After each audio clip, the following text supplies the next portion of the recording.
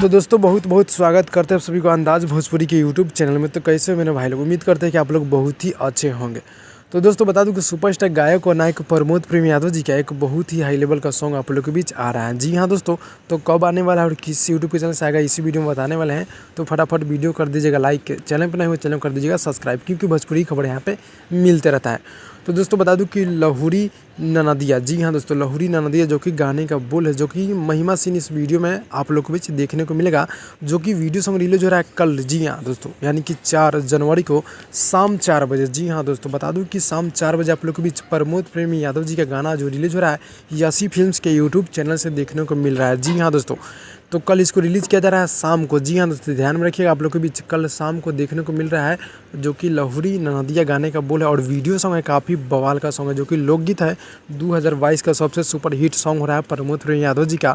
तो आप लोग के बीच कल शाम को रिलीज़ किया जा रहा है यसी फिल्म्स के यूट्यूब चैनल से, आप लोग देखिएगा, बहुत ही मज़ेदार का सॉन्ग है। जी हाँ दोस्तों, बता दूं कि अपडेट अच्छा लगा तो लाइक कीजिएगा, चैनल पर चैनल को सब्सक्राइब कीजिएगा। मिलते हैं अगली वीडियो में, तब तक के लिए बाय बाय।